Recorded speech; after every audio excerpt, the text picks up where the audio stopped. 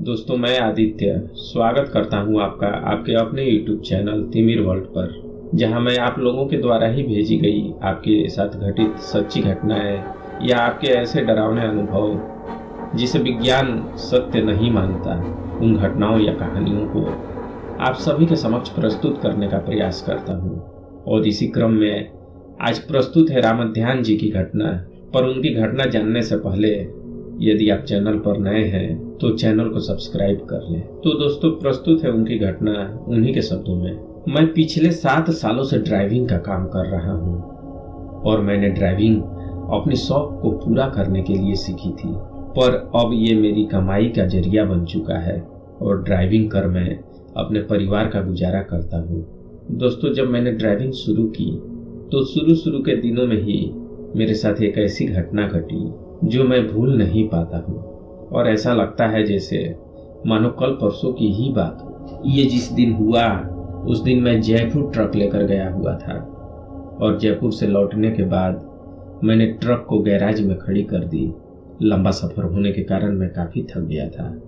अपने घर जाने के लिए अभी मुड़ा ही था, तभी पीछे से एक आवाज़ आई, अरे रामध्यान बाबू, आपको ट्रक लेकर आसाम जाना पड़ेगा, अर्जेंट में एक डिलीवरी देनी है और जिस ड्राइवर को जाना था उसकी तबीयत अचानक खराब हो गई, तो प्लीज़ आप चले जाओ। आवाज़ मेरे मालिक की थी और मैं इनकी ही ट्रक चलाया करता था। पहले तो मैंने उन्हें अपने थकावट की बात बताई, पर मालिक ने मुझे इस काम के बदले डबल पैसे देने के लिए कहा, तो मैं तैयार हो गया और थोड़ी देर फ्रेश होने के बाद मैं गाड़ी लेकर वहाँ से चल पड़ा। 1-1.5 घंटे में ही मैंने शहर को पार कर लिया और ट्रक लेकर हाईवे पर पहुँच गया। हाईवे पर पहुंचते ही ट्रक की स्पीड काफ़ी तेज हो गई और मैं आसाम जाने वाले रास्ते पर आगे की ओर बढ़ने लगा। थकावट के कारण मुझे नींद सी महसूस हो रही थी, इसलिए मैंने गाड़ी को एक ढाबे पर खड़ी की। वहां खाना खाया और सोचा थोड़ी देर आराम कर लूँ, उसके बाद आगे चलूँगा। थोड़ी देर रेस्ट करने के लिए वहां पर पड़ी एक चारपाई पर बैठ गया और चारपाई पर बैठते ही मुझे काफ़ी नींद आने लगी और लेटते ही मेरी आँख लग गई। और जब मेरी आँख खुली तो रात के 8 बज गए थे। सभी और अंधेरा छा गया था। मैं फिर से ट्रक पर आ बैठा और ट्रक को लेकर आगे बढ़ने लगा। थोड़ी ही देर बाद ट्रक हवा से बातें कर रही थी। गर्मी का मौसम था और खिड़कियों से आने वाली ठंडी ठंडी हवा मुझे काफ़ी अच्छा महसूस हो रहा था। ट्रक में मैं अकेला ही था और उस दिन मेरे साथ कोई हेल्पर भी नहीं आया। अकेला होने पर रास्ते में थोड़ी बोरियत महसूस होने लगी, इसलिए मैं ट्रक में गाना बजाने लगा और उसकी आवाज़ तेज कर दी। ऐसा हम ट्रक ड्राइवर अक्सर किया करते हैं। मैं गाना सुनते हुए बड़े आनंद के साथ ट्रक लेकर आगे बढ़ने लगा और इसी तरह आगे बढ़ते हुए रात के 1 बज गए। जब मुझे समय का ध्यान आया तो मैंने एक जगह साइड में ट्रक को खड़ी की और उसके टायरों को चेक करने के लिए मैं ट्रक से नीचे उतर पड़ा। मैं ट्रक के चारों तरफ घूमा और बारी बारी से सभी टायर मैंने चेक किए। अब मैं ट्रक पर फिर से चढ़ने वाला ही था, तभी मेरी नज़र सड़क से थोड़ी दूर हटके खड़ी एक कार की तरफ गई, जो इस एकांत और सुनसान जगह पर अकेली खड़ी थी। ये देखने के लिए कि मामला क्या है, मैं उस कार की तरफ बढ़ने लगा। जमीन पर ट्रक के पहियों के घसीटने के निशान साफ नजर आ रहे थे। ये निशान तेज ब्रेक लगने के कारण बने हुए थे। वहीं सड़क पर एक कुत्ता मरा पड़ा था।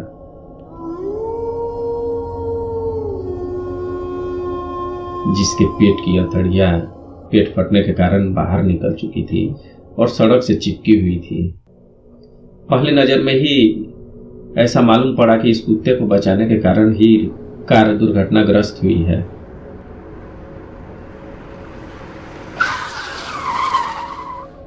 जब मैं कार के करीब पहुंचा तो कार के सभी दरवाजे बंद थे। मैंने झांक कर अंदर देखा तो अंदर 3 लोग थे।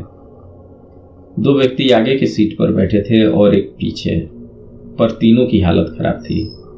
तीनों बेहोश पड़े थे और उनके शरीर पर कई चोट के निशान थे तथा उनसे लगातार खून गिर रहा था। उन तीनों के कपड़े खून से सन चुके थे, पर कार को देखने से ऐसा नहीं लग रहा था कि किसी गाड़ी या पेड़ या किसी और से इसकी टक्कर हुई है। कार एकदम सुरक्षित थी। मैंने जेब से अपनी मोबाइल निकाली और इसकी सूचना पास के पुलिस स्टेशन को दी। अभी मैं कार के पास खड़ा ही था और फोन पे बात कर ही रहा था कि सामने की झाड़ियों में कुछ हलचल होती महसूस हुई। मैं उस तरफ ध्यान से देखने लगा।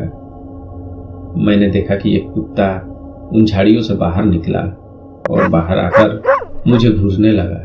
वह कुत्ता एकदम से उसी कुत्ते की तरह था जो सड़क पर मरा पड़ा हुआ था। कुत्ते ने थोड़ी देर मुझे घूरा और उसके बाद वहां से भाग गया।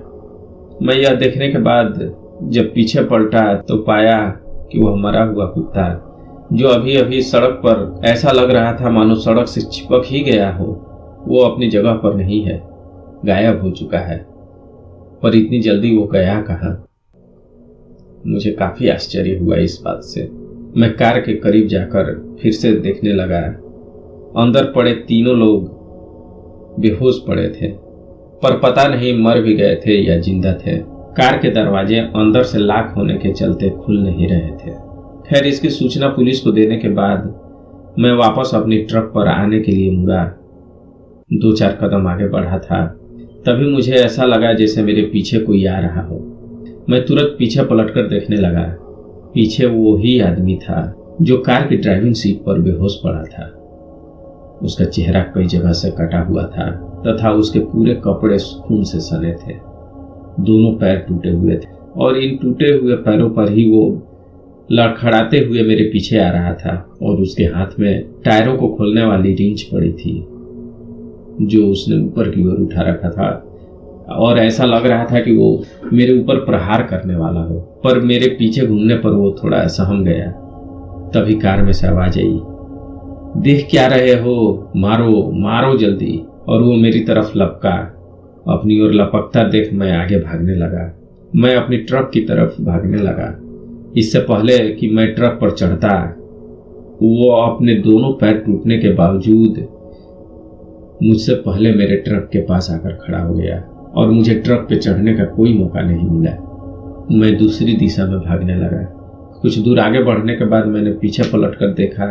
अब वे दोनों व्यक्ति भी जो कार में बैठे हुए थे उसके साथ थे और तीनों मेरे पीछे पीछे दौड़ रहे थे। तीनों की स्थिति एक जैसी थी, पर इस अवस्था में भी उनके पास इतनी ताकत कहाँ से आई? वे जिंदा थे या मर चुके थे, ये भी मुझे पता नहीं लग पा रहा था।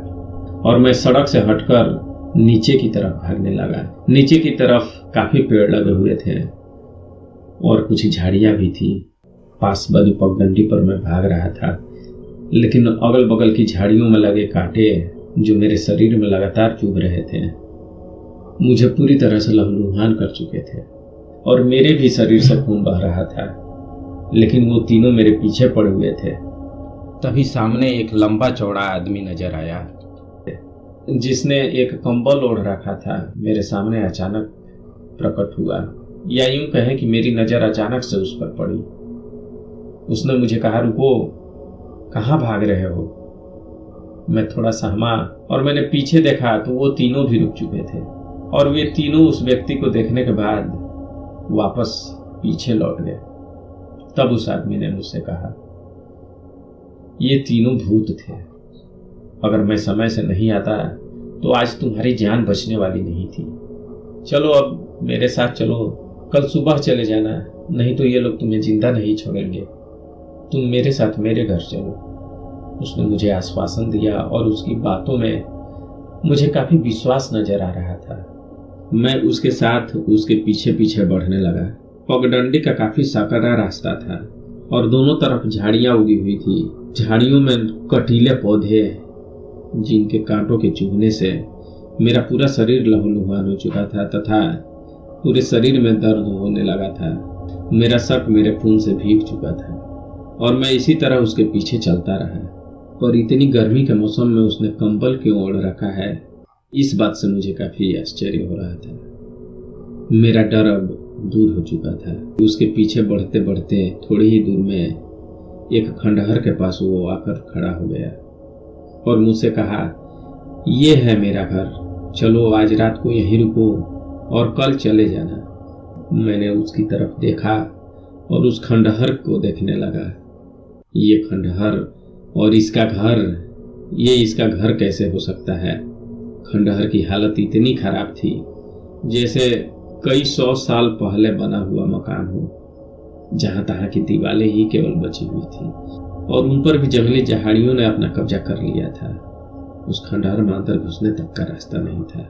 उसे देखने के बाद मैंने उस आदमी से कहा, ये तो खंडहर है और तुम इसे घर कह रहे हो। इस पर उस आदमी ने कहा, हाँ, यही मेरा घर है और बरसों से मैं यहीं रहता हूँ।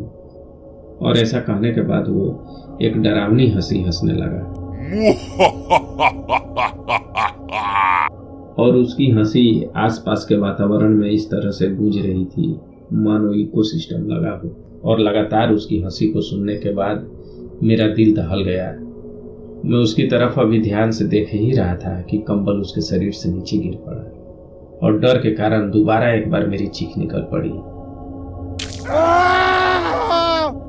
उसके चेहरे पर एक भी मांस नहीं था, केवल एक कंकाल था और नीचे का शरीर भी ऐसा लग रहा था जैसे सड़ा हुआ हो।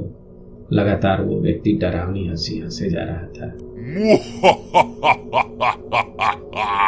और ये सब देखने के बाद मैं वहां कहाँ रुकने वाला था। मैं फिर से जिधर से आया था उधर ही भागने लगा और उन झाड़ियों से गिरते पड़ते जितना तेज मैं भाग सकता था भागा। भागते भागते थोड़ी ही देर में मैं अपनी ट्रक के पास आ गया। मैंने ट्रक के दरवाजे को खोला और झट से अंदर चढ़ गया।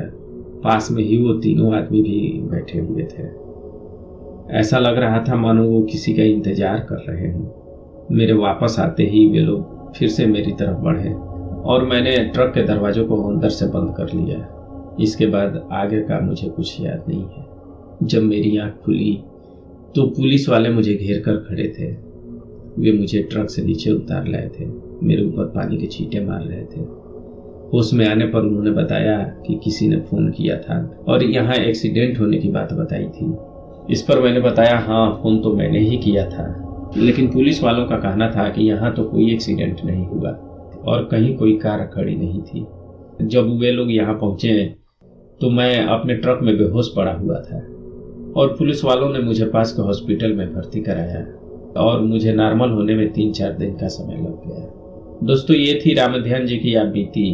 अगर आप भी अपनी आप बीती हमें भेजना चाहते हैं तो हमारे इंस्टाग्राम की आईडी पर भेज सकते हैं, जिसका लिंक डिस्क्रिप्शन में है। तो फिर जल्द ही मिलते हैं तिमिर वर्ल्ड के अगले अंक में एक नई कहानी के साथ। तब तक के लिए good bye and take care.